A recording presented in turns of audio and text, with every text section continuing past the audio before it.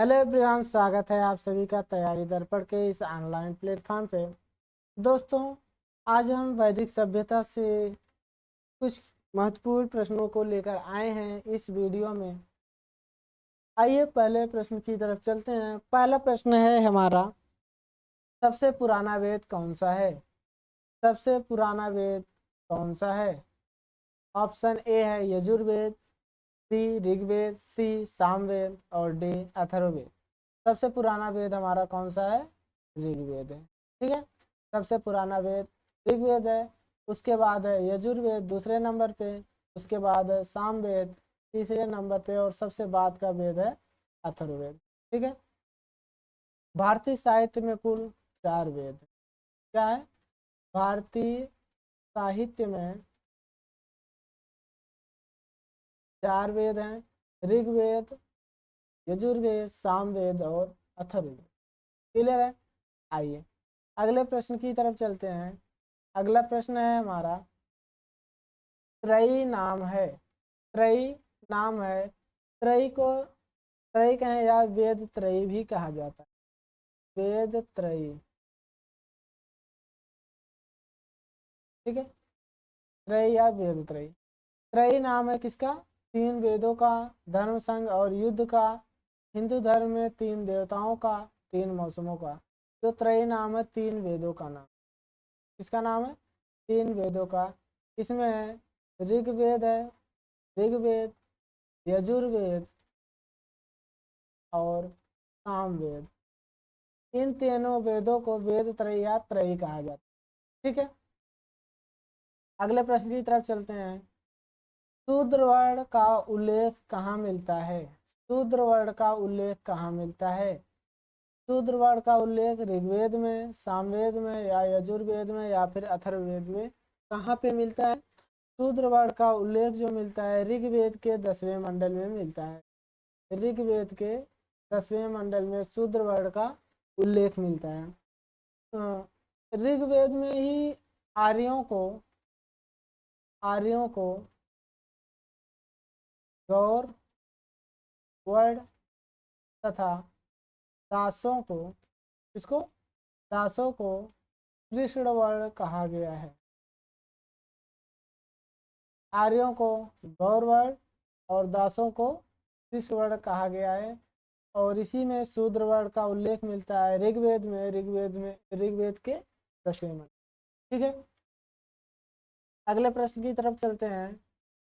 निम्न 4 वेदों में किस एक वेद में जादुई माया, जादू टोना और वशीकरण का वर्णन है? ठीक है, जादुई माया, जादू टोना, वशीकरण, टोटका, ये सब का वर्णन किस वेद में है? ऋग्वेद में, यजुर्वेद में, अथर्ववेद में या सामवेद में?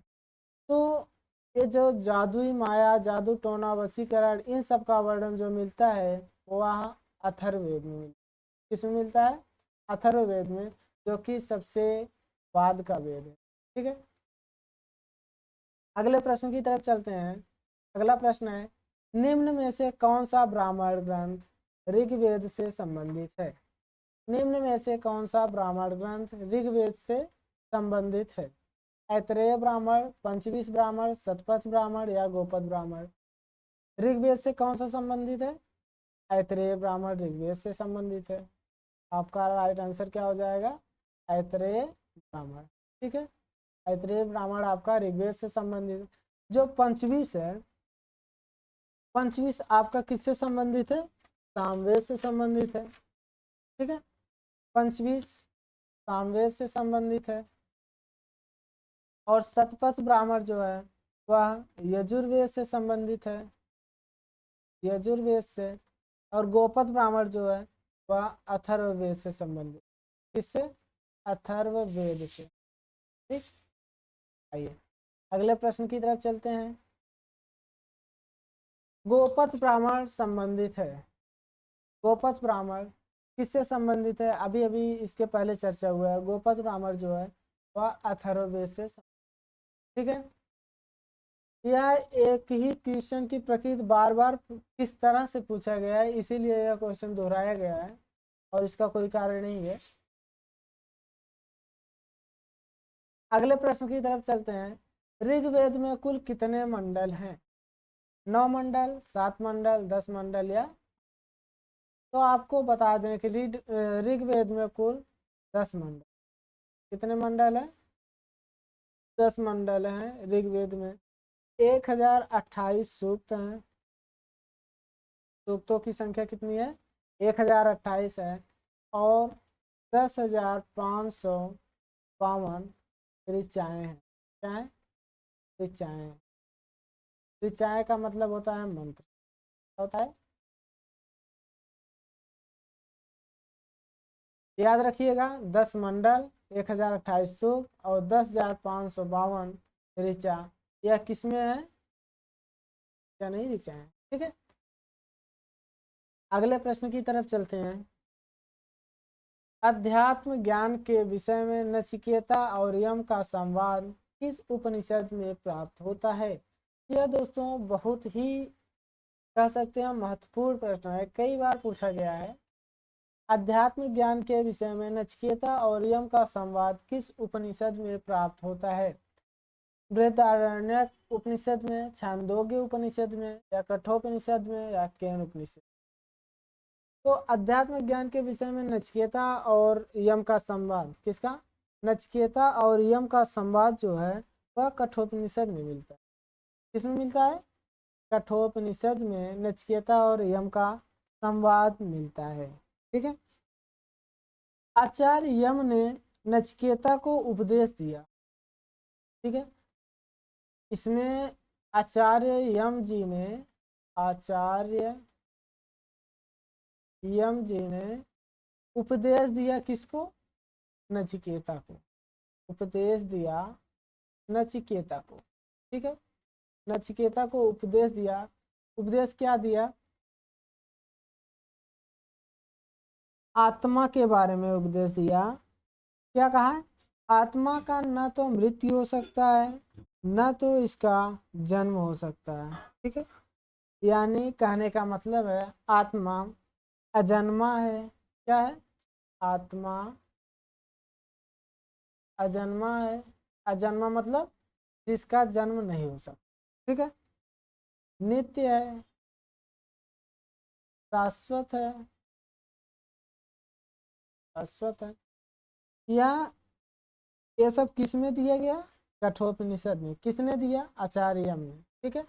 इसे ही कहा जाता है नचिकेता और यम का संवाद। ठीक है। ये सब किस में है? कठोपनिषद में। क्लियर है इतनी बात? आइए अगले प्रश्न की तरफ चलते हैं। अगला प्रश्न है हमारा, गोत्र शब्द का प्रयोग सर्वप्रथम हुआ था। गोत्र शब्द का प्रयोग सर्वप्रथम हुआ था, कब हुआ था? अथर्ववेद में, ऋग्वेद में, सामवेद में, या यजुर्वेद में? किसमें हुआ था? ऋग्वेद में। ऑप्शन बी आपका राइट आंसर हो जाएगा। गोत्र शब्द का प्रयोग सर्वप्रथम वेद में हुआ था। आई बात समझ में? अगले प्रश्न की तरफ चलते हैं। अगला प्रश्न है हमारा, ऋग्वेद में किसे ऋग्वेद में किसे युद्ध देवता समझा जाता था? अग्नि को, इंद्र को, वरुण को, या सूर्य को? तो ऋग्वेद में जो आर्य लोग लड़ाई वगैरह करते थे, आर्यों के युद्ध में इंद्र को युद्ध देवता समझा जाता था। क्या समझा जाता था? युद्ध देवता। कहीं कहीं आपको मिलेगा युद्ध नेता। आर्यों का युद्ध नेता किसे माना जाता था ऋग्वैदिक काल में या ऋग्वेद में? युद्ध का नेता, युद्ध नेता भी इन्हीं को कहा जाता था, इंद्र को।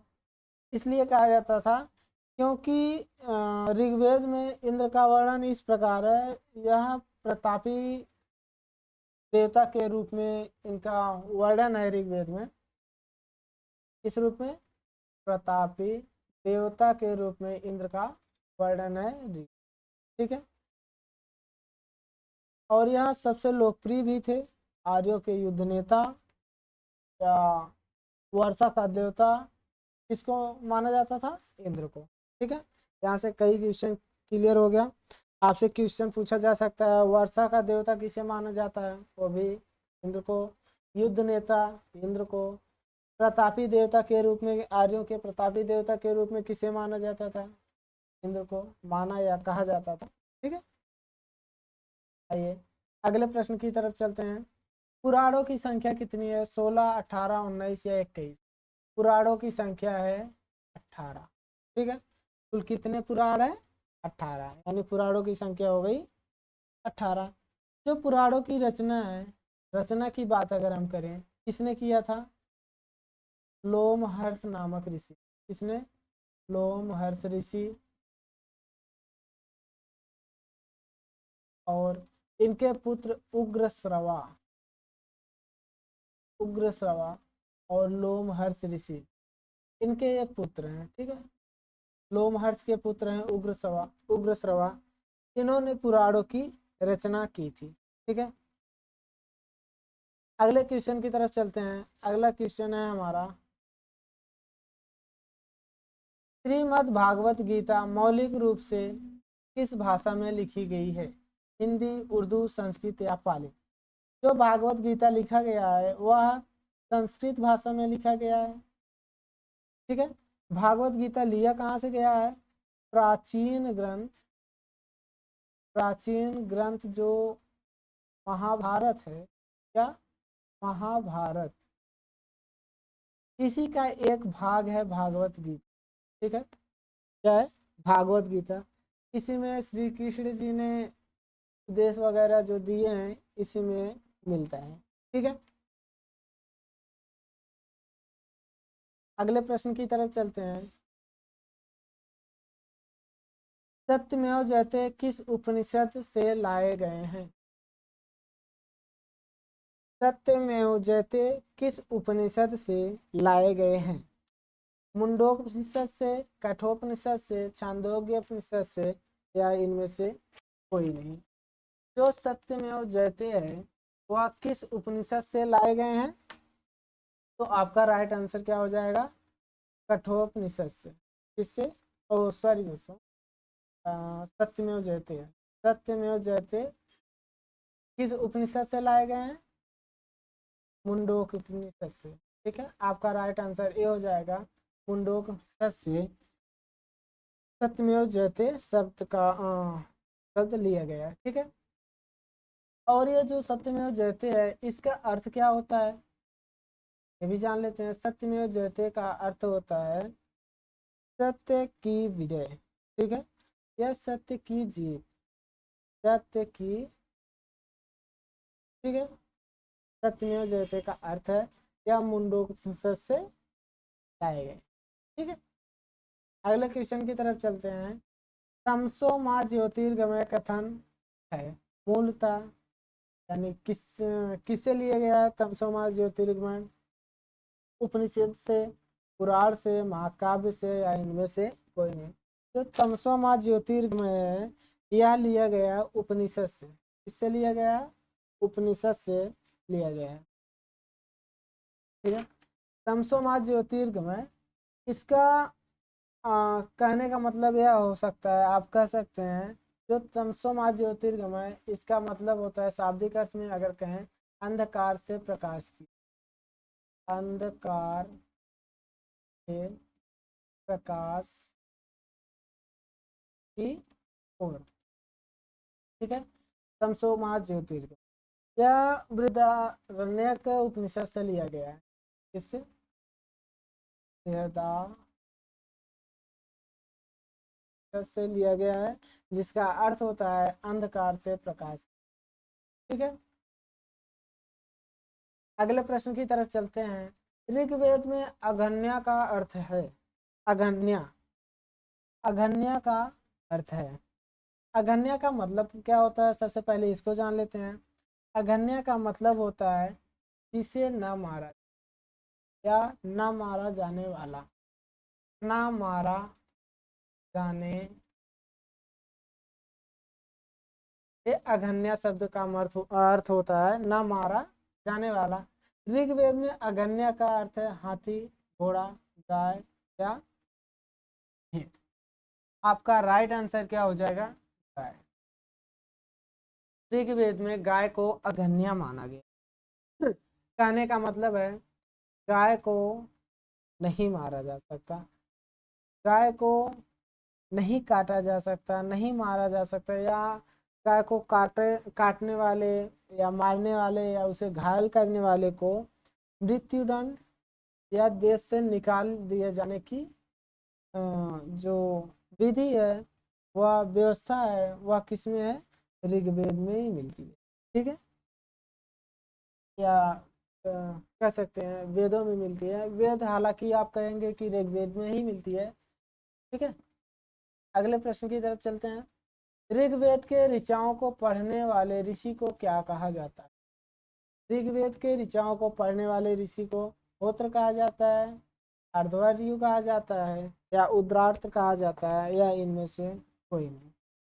तो ऋग्वेद की ऋचाओं को पढ़ने वाले ऋषि को क्या कहा जाता है? होत्र कहा जाता है। ठीक है, होत्र ऋग्वेद के ऋचाओं को। ठीक है, अर्धवर्यु के किसे कहा जाता है? जो यजुर्वेद के पाठकर्ता होते हैं, यजुर्वेद के पाठकर्ता को अर्धवर्यु कहा जाता है। ठीक है, सामवेद को पाठकर्ता को उद्रार्थ कहा जाता है। सामवेद, सामवेद के पाठकर्ता को क्या कहा जाता है? उद्रार्थ कहा। ठीक है, आपका राइट आंसर इसमें क्या हो जाएगा? आपका ऋग्वेद पूछा है, ऋग्वेद का होत्र। ठीक है, आइए अगले क्वेश्चन की तरफ चलते हैं। ऋग्वेद में कुल कितने देवी देवताओं का उल्लेख है? कितने देवी देवताओं का उल्लेख है? तो ऋग्वेद में कुल 33 देवी देवताओं का उल्लेख है। कितने? 33 देवी देवताओं का उल्लेख है। आपका राइट आंसर हो जाएगा भी 33। ठीक है, आइए अगले प्रश्न की तरफ चलते हैं। अगला प्रश्न है हमारा, गायत्री मंत्र किस पुस्तक में मिलता है? गायत्री मंत्र किस पुस्तक में मिलता है? उपनिषद में, भागवत गीता में, ऋग्वेद में, या यजुर्वेद में? तो गायत्री मंत्र जो मिलता है वह ऋग्वेद में मिलता है। किसमें? ऋग्वेद में गायत्री मंत्र मिलता है। ठीक है, आइए अगर यहीं पे बात करें कि ऋग्वेद में उल्लिखित जो रचनाकार हैं वह कौन है? विश्वामित्र जी। गायत्री मंत्र के जो रचनाकार हैं वो क्या है? विश्वामित्र। विश्वामित्र। ठीक है, ऋग्वेद के रचनाकार। ठीक है, अगले प्रश्न की तरफ चलते हैं। अगला प्रश्न है हमारा, ऋग्वेद में कितने सूक्त हैं? इस चीज को हमने पहले अभी डिस्कस कर लिया है। ऋग्वेद में कितने सूक्त हैं? 1028 सूक्त हैं। ऋग्वेद में कितने सूक्त हैं? 1028 सूक्त हैं। 1025 कुछ नहीं है। 11,552 जो है यह ऋचाओं की संख्या। क्या है? ऋचाओं की संख्या है। 10,552। और जो 10 है, 10 मंडल होते हैं। क्या होते हैं? 10 मंडल है ऋग्वेद। क्लियर है? इसी में साथ में आपका रिवीजन भी होता चल रहा है कुछ क्वेश्चन का। आइए अगले प्रश्न की तरफ चलते हैं, देखते हैं क्या है। किस वेद में सभा और समिति को प्रजापति की दो पुत्रियां कहा जाता है? किस वेद में सभा और समिति, ध्यान दीजिएगा, सभा और समिति को प्रजापति की दो पुत्रियां कहा जाता है? ऋग्वेद, सामवेद, यजुर्वेद, या अथर्ववेद? तो अथर्ववेद, अथर्ववेद में सभा और समिति की, सभा और समिति को प्रजापति की दो पुत्रियां कहा जाता। इसको सभा और समिति। ठीक है, प्रजापति की दो पुत्रियां कहा जाता है किसमें? अथर्ववेद। क्लियर है? बस आज के लिए ही इतना ही। अगले दिन फिर मिलते हैं कुछ नए क्वेश्चन के साथ जो कि आपके लिए बहुत ही इम्पोर्टेंट होंगे। इसी के साथ एक आपको सूचना देनी है, अगर आपको वीडियो पसंद आ रही है तो चैनल को कृपया सब्सक्राइब करें और लोगों तक शेयर करें। वीडियो को लाइक करें। धन्यवाद।